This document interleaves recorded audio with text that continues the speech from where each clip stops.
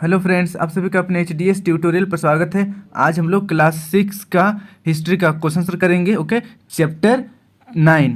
Okay, chapter 9 और chapter 9 का नाम है ग्रामीण एवं शहरी जीवन। तो वीडियो के साथ बने रहिए और कहीं पर दिक्कत होगा तो मुझे कमेंट कर दीजिएगा, मैं डाउट सेशन में क्लियर कर दूंगा। तो चलिए बढ़ते हैं क्वेश्चन आंसर की ओर। सबसे पहला नंबर देखिए, रिक्त स्थानों की पूर्ति कीजिए, खाली स्थान को भरना है। क नंबर देखिए, उपमहाद्वीप में लोहे का प्रयोग लगभग खाली स्थान वर्ष पहले हुआ। तो देखिए, उप महाद्वीप में लोहे का प्रयोग लगभग 1000 ईस्वी पूर्व हुआ। ओके, ईसा मसीह से 1000 साल पहले। फिर देखिए ख नंबर, तमिल क्षेत्र में बड़े भूस्वामियों को खालिस्तान कहा जाता था। तो इसका आंसर हो जाएगा बेलला। ओके, तमिल क्षेत्र में बड़े भूस्वामियों को बेलला कहा जाता था।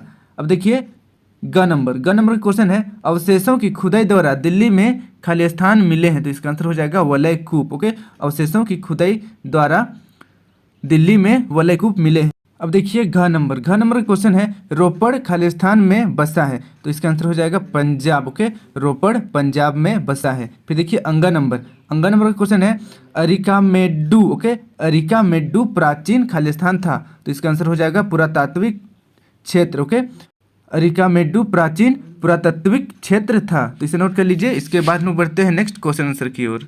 क्वेश्चन आंसर का पहला नंबर देखिए, ग्राम भोजक किसे कहा जाता है। तो देखिए ग्राम भोजक किसे कहा जाता है। तो इसका आंसर हो जाएगा उत्तर भारत के गाँव में जिसके पास बहुत ज़्यादा जमीन होती थी वह गांव का प्रधान होता था, जो ग्राम भोजक कहलाता था। ग्राम भोजक कर भी वसूलते थे। ये कभी कभी न्याय और पुलिस का भी काम करते थे। यह पद अनुवांशिक होता था। क्लियर है, तो इसे नोट कर लीजिए।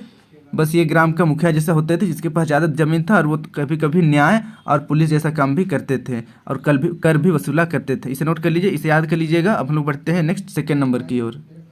सेकेंड नंबर का क्वेश्चन देखिए, संगम साहित्य किसे कहते हैं। ओके, संगम साहित्य किसे कहते हैं। तो इसका आंसर देखिए, तमिल की प्राचीनतम रचनाओं को संगम साहित्य कहते हैं। क्लियर है, तमिल की प्राचीनतम रचनाओं को संगम साहित्य कहते हैं। इसे नोट कर लीजिए, याद कर लीजिएगा, 2 मिनट का काम है। अब हम लोग बढ़ते हैं नेक्स्ट 3 नंबर की ओर।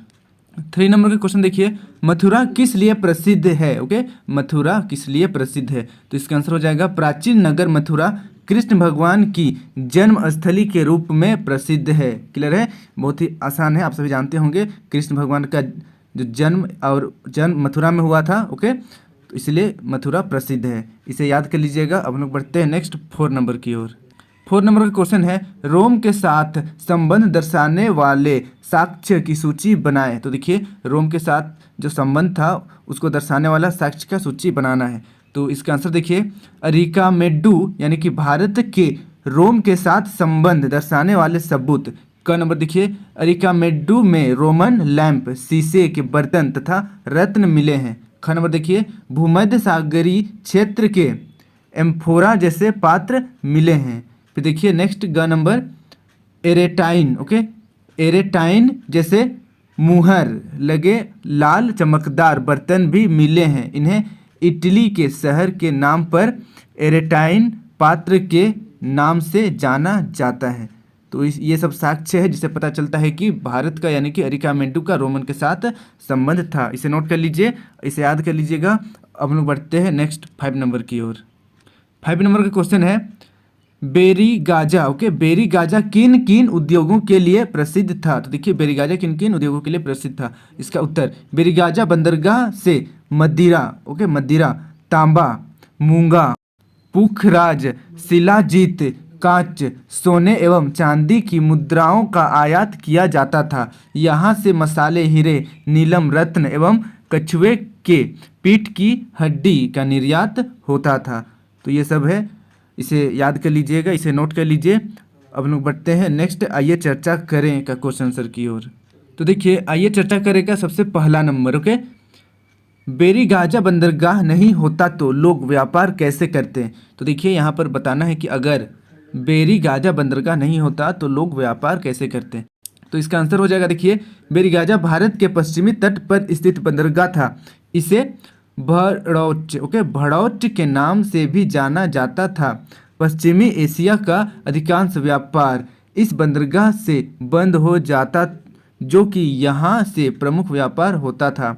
इसी बंदरगाह से मदिरा, तांबा, मूंगा, पुखराज, शिलाजीत, कांच, सोने एवं चांदी की मुद्राओं का आयात रुक जाती। यहाँ से मसाले, हीरे, नीलम, रत्न एवं कछुए की पीठ की हड्डी का निर्यात होता था। उपरोक्त व्यापार बंद हो जाता यदि बेरीगाजा बंदरगाह नहीं होता। ओके, तो इस तरीके से इसका आंसर हो गया, इसे नोट कर लीजिए। देखिए आइए चर्चा करें हैं, चर्चा करना है, थोड़ा सा लंबा चर्चा होता है तो लंबा इसका आंसर होगा। ओके, इसे नोट कर लीजिए। अब हम लोग बढ़ते हैं नेक्स्ट क्वेश्चन की ओर। नेक्स्ट क्वेश्चन देखिए, ये हमारे इस चैप्टर का लास्ट क्वेश्चन रहेगा। मथुरा को कुषाणों ने दूसरी राजधानी क्यों बनाई? तो देखिए मथुरा को कुषाणों ने दूसरी राजधानी क्यों बनाई, तो इसका आंसर आप इस तरीके से लिखिएगा, मेगास्थनीज। ओके, मेगास्थनीज ने अपने लेखों में मथुरा को एक महान नगर लिखा। मथुरा कुषाणों की दूसरी राजधानी थी। मथुरा एक धार्मिक केंद्र भी है।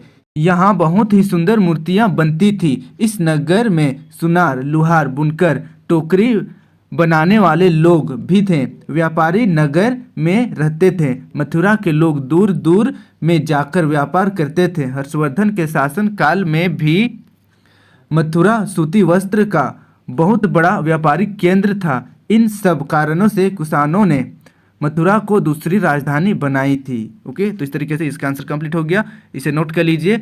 आई होप आपको वीडियो पसंद आया होगा। वीडियो अच्छी लगी तो वीडियो को लाइक करें, अपने दोस्तों के साथ शेयर करें और इसी प्रकार के मेरे सभी वीडियो देखने के लिए इस सब्सक्राइब बटन को प्रेस करके सब्सक्राइब करें और साथ ही यहाँ पर बेल आइकन को ऑल में क्लिक करें।